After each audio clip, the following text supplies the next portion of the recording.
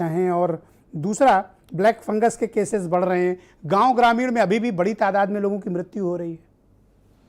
देखिए ब्रजेश जी, डॉक्टर साहब सूर्यकांत जी के बाद आप मुझे बुलवाते हैं तो ऐसा लगता है जैसे मुकेश के बाद अचानक आपने माइकल जैक्सन का गाना लगा दिया हो। अब इतनी वैल्यूएबल बातें आ गई और अस्पताल की इसकी, अब राजनीति की फिर चर्चा मैं शुरू करूंगा तो थोड़ा सा जो है जी वो अटपटा सा लगता है। लेकिन अब ऐसा करूंगा कि कॉम्बिनेशन थोड़ा चेंज करूंगा, जी जी आपको या उनको बीच में कहीं एडजस्ट। लेकिन मैं फिर लौटूंगा, मेरे दोस्त लोग बहुत सारे बैठे हैं, नवीन जी भी बैठे हैं, तो अब राजनीति पर आते हैं। दवा क्या तो सारी बातें आ गई। आज शुरुआत करूंगा इन 4 लाइनों से कि कौमें मर रही हैं, कोशिश करें जिंदा कर दें, वक्त आया है कि मुजरिमों को शर्मिंदा कर दें, और थोड़े थोड़े जिम्मेदार हम भी हैं इन मौतों के।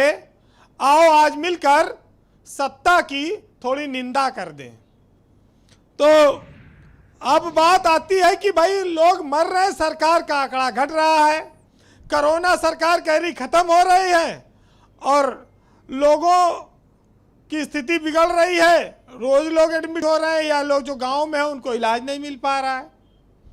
फंगल इन्फेक्शन की बात आई, ये ब्लैक फंगस, इसकी तो कोई दवाई बाजार में नहीं मिल पा रही, टेबलेट, सुई, इंजेक्शन, ये भी अकाल पड़ गया, इसका शॉर्टेज है। और इसको अगर पाना है आपको सरकार से तो कई जगह से पर्चा अनुमोदित कराना पड़ता है।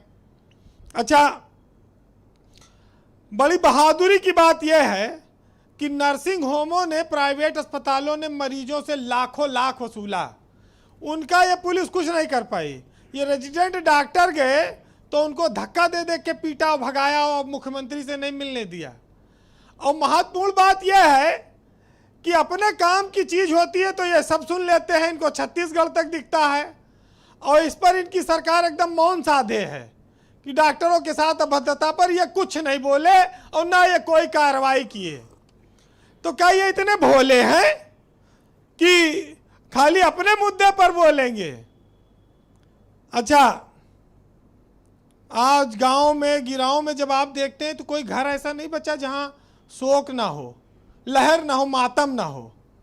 दर्द तो हर दौर बिखरा है। आप आंकड़ों को घटाकर खुश हो लीजिए भाई, मंत्री, मुख्यमंत्री, अफसर, डीएम, ये पता नहीं कौन दवा खाए कि ये सब 5-6 दिन में ठीक हो गए, 8 दिन में, और टनाटन होके दौड़ने लगे, काम करने लगे। हम लोग तो आज 25 दिन हो गया, पैर कांपता है चलने में, जिसको कोरोना हुआ। कितने लोग तो दीवार पकड़ पकड़ के बाथरूम जाते आज तक, है ना, जिनके कोरोना हुआ है। आपके अनुभव बेजोड़ हैं वीरेंद्र जी। हाँ, उनको बाथरूम अकेले नहीं जा पाते, बैठ जाते हैं तो उठ नहीं पाते जी। अब इनके सबके भाई कौन सा ऐसा दवाई खाते हैं ये लोग, जनता को बताओ, उनको भी फायदा मिले। लेकिन अब खैर, एपीजे अब्दुल कलाम जब जिंदा थे तो उन्होंने एक बड़ी अच्छी बात कही थी कि जो 2020 का साल होगा वो भारत के लिए बहुत उपलब्धियों का साल उन्होंने कहा।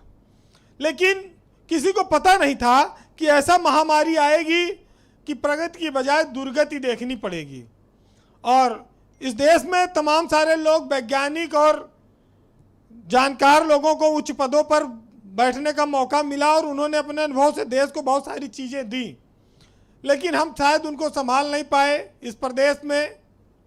भाई ये बताइए कि पहले, आज किसी गांव में अगर डीएम जाएं, एमपी एमएलए जाएं, मंत्री जाएं या मुख्यमंत्री जाएं, तो जिस गरीब के घर में लोग मर गए हैं, जिसके यहाँ राशन पानी फाका करने है, पैसा नहीं है, उनको त्वरित कोई मदद देते हैं कि नहीं देते ये?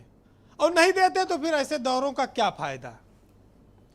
हमारे यहाँ कहा गया है कि भाई जब आग बुझ गई तब पानी लेके क्यों दौड़ रहे हो?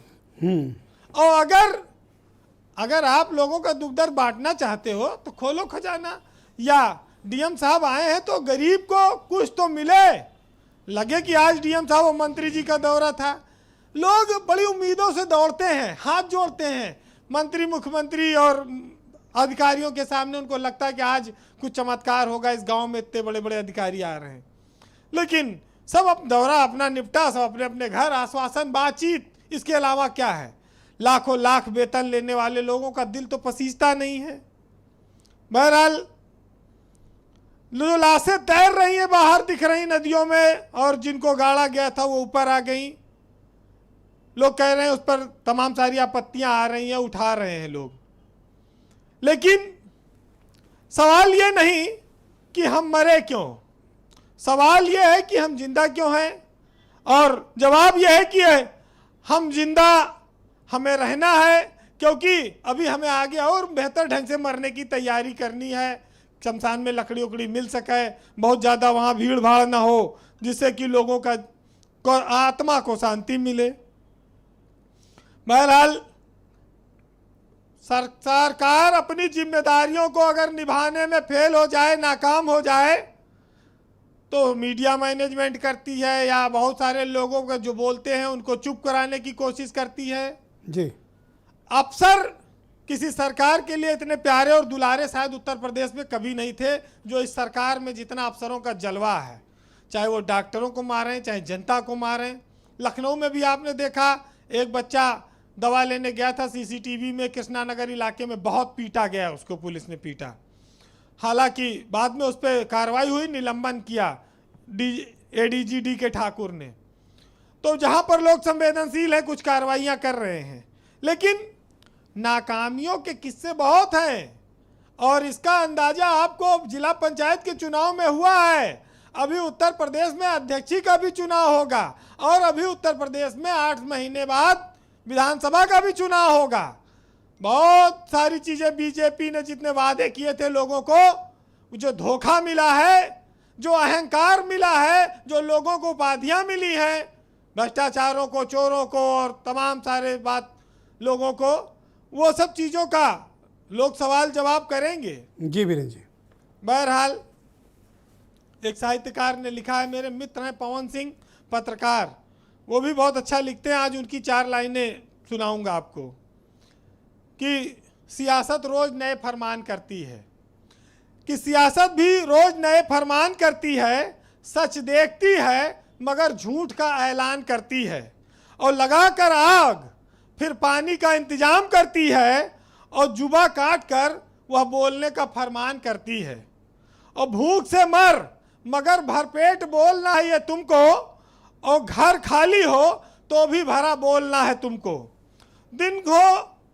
दिन है रात सा गहरा, यह भी कहना है तुमको, और आंखें छीन भी लो तो कहो कि दिखता है तुमको सब।